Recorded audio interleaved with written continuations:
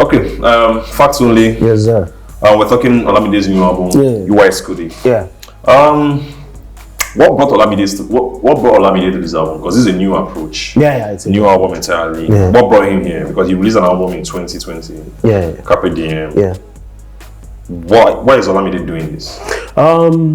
You remember in 2019 we wrote an article about Olamide when he released Kpawon and he was doing a Kpawon challenge. You go to Olamide's page and you see a lot of bombs on that page. And this entire transition. Oh, absolutely, we did. You go there, and the thing that Olamide was doing at the time was influenced by Nawa and Zlatan, right? Olamide was the king of the streets. He was the king of the Nigerian mainstream hip hop or rap. Arguably Nigeria's greatest rapper ever. But by 2018, during the 2018 World Cup, there was a song that was very huge, and it's a goal, Naira record, right? From that, Naira sort of started rising up, and Zlatan, a little bit later, around Q3 2018, he also started rising up.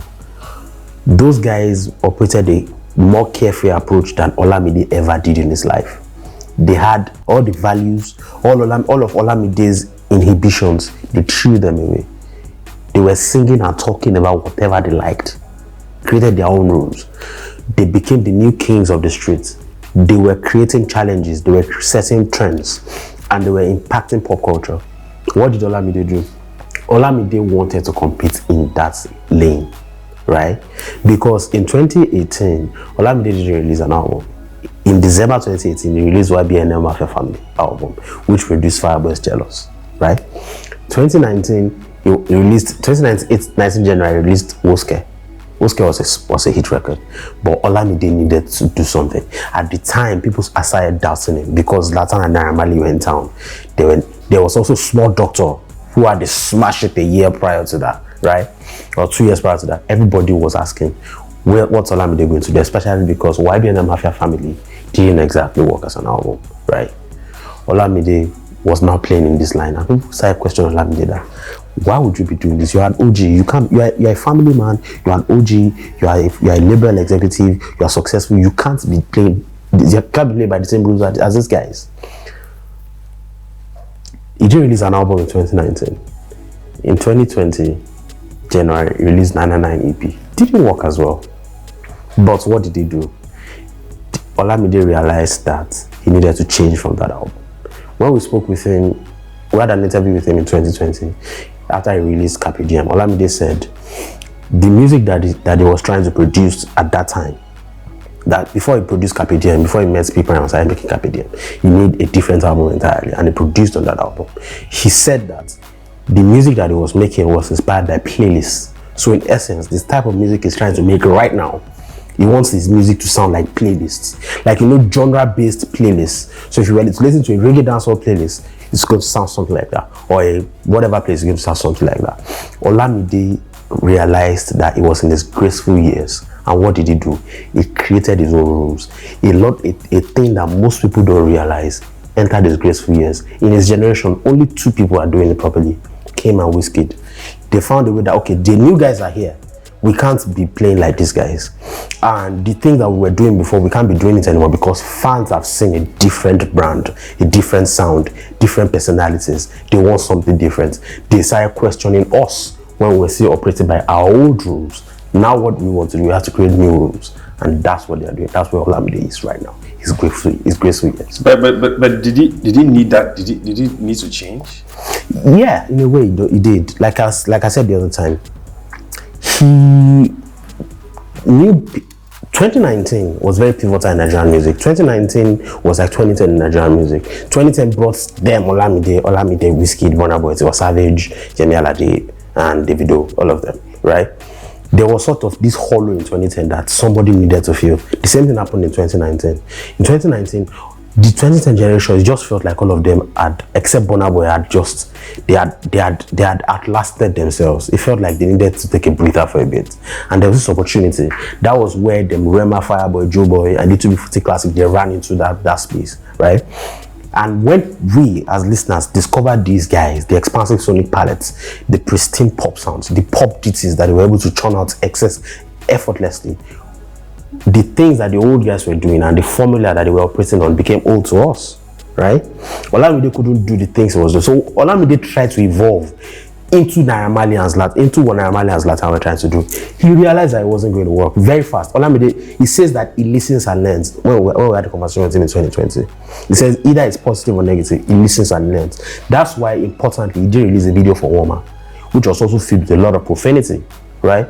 So now he needed to change, because your graceful years as an OG, you have to be careful in your graceful years. People have three eras in their graceful years. One, there's a set of people that fail to understand that OG is different from rookie. OG is different from rookie. You can't be moving like a rookie when you're an OG. You can come into their world in a bit, but even when you come into their world, you have to play by your own rules, by OG rules, right? So that you don't go into OG and then on OG yourself. Does that make sense? Mm-hmm. That's what it is. So Olamide is in his graceful years, in his element, right? He needed to become this, and my, is he excelling at it? What does UI Scuti mean, and what does that title mean for Olamide? The title is basically it's astrology. Basically, it refers to a star, a really huge star, right, in the galaxy. That star, the size of the star, the size of that star is a metaphor for who Olamide is and his self-sustaining perpetual legacy, right? You can't not notice Olamide. Like, everybody was questioning him before he released Carpe Diem, especially because 99 EP didn't work. He didn't even release the biggest record. He did release a video for Woma, which was the biggest record from 99 EP. I was looking at the numbers for Woma audio yesterday on YouTube, over 400,000 streams. That's crazy. But he didn't release a video for it, right? So what did he do? Before people were doing that, he released Carpe Diem. Carpe Diem was one of the biggest albums of last year. One of the biggest, easily, right?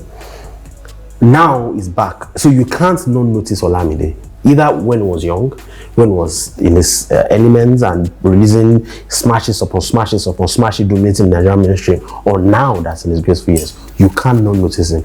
That UI Scuti is a metaphor for who Olamide is. But how did he become this UI Scuti? I think UI Scuti is Olamide himself. As a person, that what inspired you. That's UI Scuti is a star that cannot but be noticed.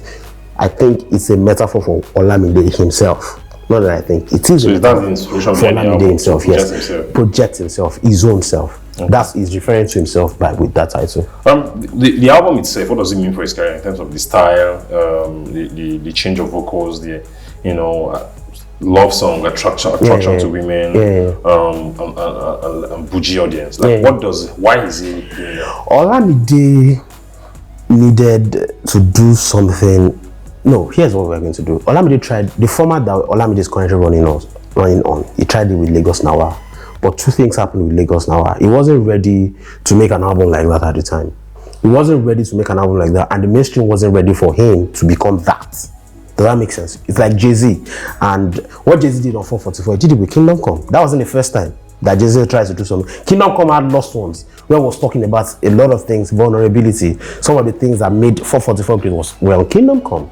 But at the time, people just didn't care about Kingdom Come. For example, B.O.B. in America, when B.O.B. was releasing his debut album, Adventures of Bobby Ray, and the mixtapes before that, people didn't understand it. He even had to complain about it. He said people called this album trap. They didn't understand him at the time. But later in the last decade, the same thing that very alternative music that a lot of these boys were making, the younger boys, Lil Peep, Triple XXXTentacion, what they were doing was what they denigrated B.O.B. for at the time. So when the market is not ready for something and you are not even ready to perfect the craft of what you are trying to do, then it's not going to be as acceptable. So Lagos Nawa was the template, was what Olamide tried to do before. When Lagos Nawa and what he was trying to do didn't work, the vulnerable styles, the love music, and all of those other things, he switched back to mainstream sounds. But now, with what he picked up from 99 EP, you realize that I'm a kingmaker now. I've made kings with my labels. Now I have to make kings with my album. I have to crown kings with my album. So he tried to do it with 99 EP, 999 EP, it didn't work. So what did he do now? He goes into a different element entirely. Olamide's voice has changed. His voice has changed. You remember Olamide in the early days? Olamide sings. Olamide's voice some people didn't like Olamide because of his voice. right?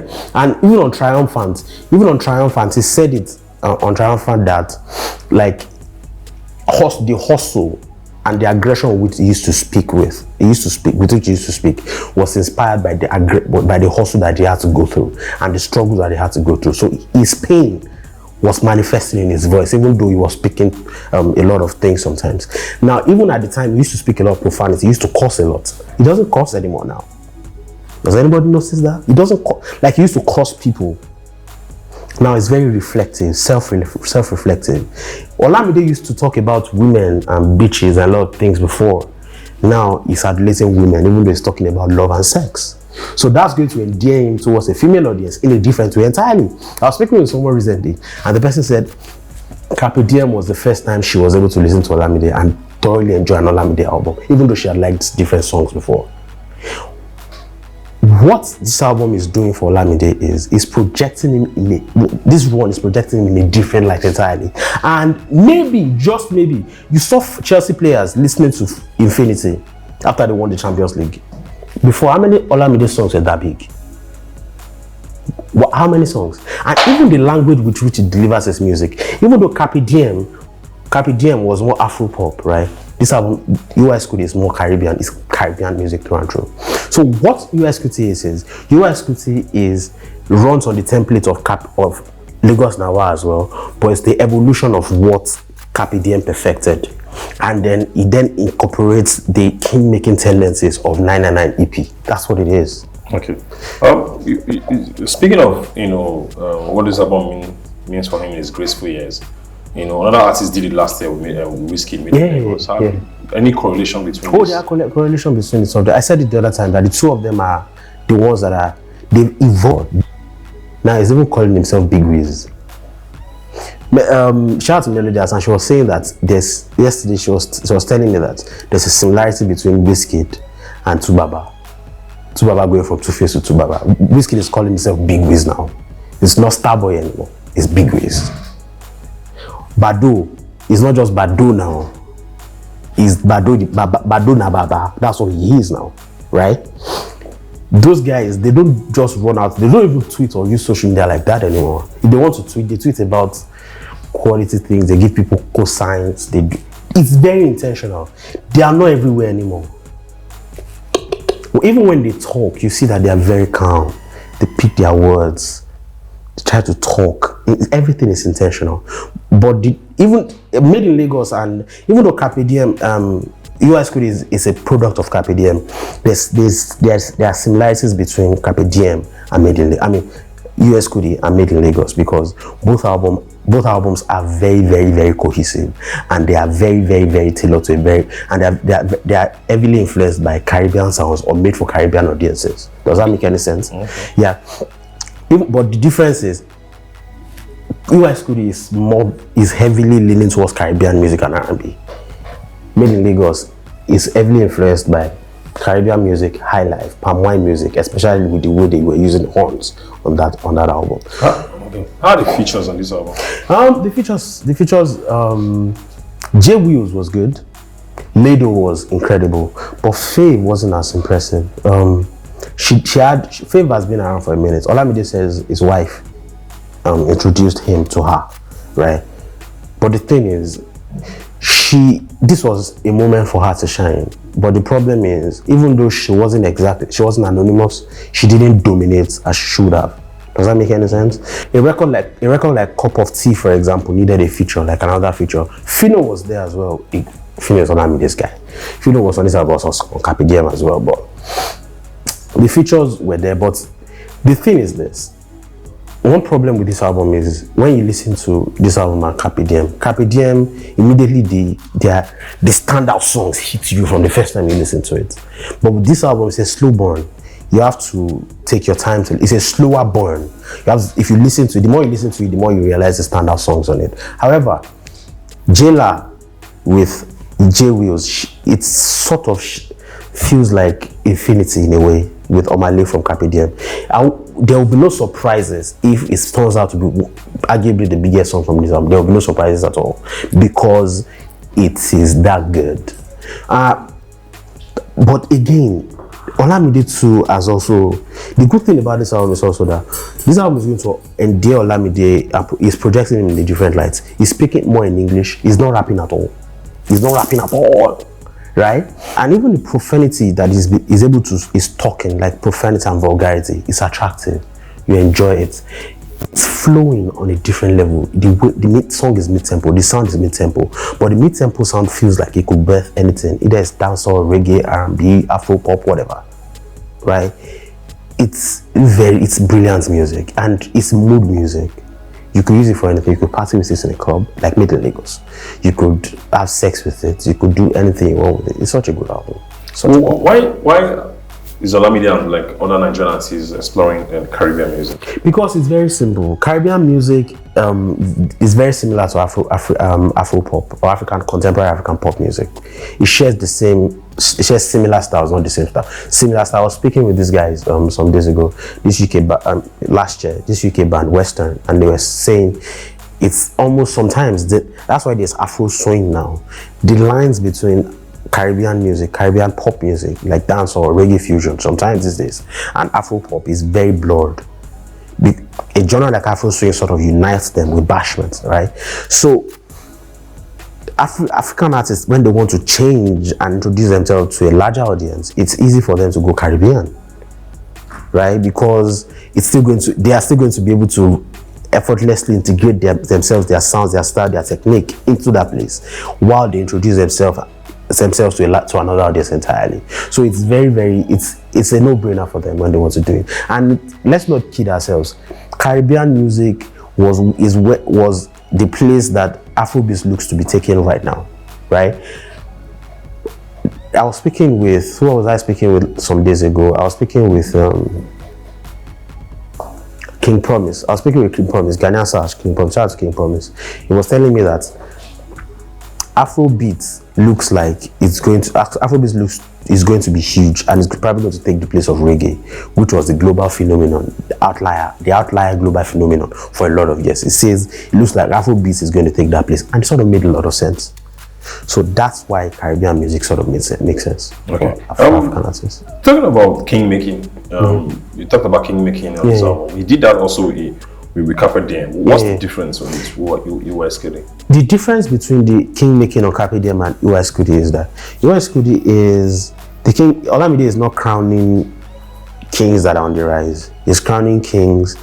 He's not crowning kings that already have an identity. He's crowning kings that are on the rise to finding their own identity. So Bella Shmurda, Omale, Peruzzi, Fireboy, who else is there? P Prime. They were already there. They have found their feet, even though they were still on the upward trajectory. But the difference with Lado, J Wills, Fave, a lot of people know them, but they're still very, very, very, very niche and very, very new, right? J Wills might not be new, Lado might not be new, but they are still, to a lot of people, they are new. So these guys, Olamide is picking people who have a lower cadre than people who are on the Carpe Diem level. It's not dissimilar to what he tried to do with 999 EP. 999 EP, it's not consider that J Wills featured on about 2 songs from 999 EP. 999 EP, Check was on 999 EP. Check, who made Zoom Zoom Zoom last year, it was on 999 EP. So there were a lot of people that were 999 EP. So there's that sort of dichotomy between them. Okay. Do you ever see Olamide rapping again? On an album? It's not impossible. It's not impossible. But right now, it doesn't look like Olamide needs to rap. It doesn't feel like he needs to rap, and it doesn't feel like he wants to rap. On Carpe Diem, he rapped. But on this album, he's not even rapping at all. Because he realized that if I could toe the line between... He looked at it and realized that if I could toe the line between rapping and singing effortlessly on Carpe Diem, why am I not just making the total switch to singing here and basically grab a new market and turn myself into something else entirely? It's to Olamide's credit that is magnificently reimagined his own artistry at this stage of his career after 10 albums. It is crazy, right? I don't see Olamide rapping anytime soon, and I don't even think he should rap anytime soon, because it doesn't look like the audience wants that from him. It feels like the audience are enjoying this version of Olamide, this very graceful Olamide. Will he rap again? Absolutely, he's going to rap again. But should he rap again? I don't think so. How cohesive is this album? Is this his most cohesive album? Last year we talked about Carpe Diem being his most cohesive album and with great replay value. But this album, it's definitely more cohesive than Carpe Diem. It's easily his most cohesive album. Sonically, a lot of this, about 11 songs, out of 11 songs, about 9 of them were cut off dancehall and reggae fusion. And even though the drum patterns were different, the chord progressions were different, the arrangements were different, the sounds and the way the BPMs of certain songs were different. Olamide, the songs felt cut from the same mid-tempo energy. Like I said the other time, the mid-tempo energy is the bedrock of that album. The good thing is the sounds feel like they are cut from the same cloth, even though they are different stylistically and sonically. But it feels like if you hear them, it feels like the album is not stray, it's not all over the place. It feels like it's cut from the same place, right? So the difference is now that, and then topically, before we get that, topically, the album also is cut from the same love angle, even though Petty talks about ego from the perspective of love, and Made for Speed talks about the hustle of a young man in Lagos. But significantly, the rest of the album is love, sex, romance, and everything. Even though it picks romance from a different, so a song might talk about, okay, I know my lover wants me to do this for her, but I'm not doing it enough. A Petty, for example, might talk about love from the perspective of ego. Another song might talk about sex, love from the perspective of sex and vulgarity and profane, sex that's expressed with profanity, but it's still the same theme, cut from the same theme of a heterosexual relationship, right? So, but the problem is, the album flirts, it veers ever so closely to being one-dimensional, ever so closely.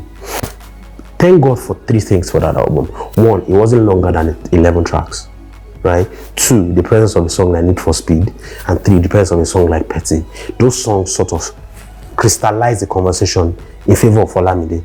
So, in a way, you don't notice that the album gets close to that, but it veers close to that. But it's to Olamide's quality as an A&R that the album never becomes one-dimensional. So shout out to Olamide. Well, what's the first single? Oh, that was Rock, actually. Rock. Rock is it the perfect single? Yeah, Rock looks like the perfect single. But the thing with Rock is, it feels like it's the most Afro-pop record from that album. Even though a lot of the album is very Caribbean, it feels like the most Afro-pop. And it feels like the perfect one because it introduces people to the album, to the energy they're going to get on the album, the style they're going to get on the album, the technique they're going to get from Olamide on the album, without actually while retaining the attraction for them, even though they're going to meet something slightly different on the album. And that's Axel.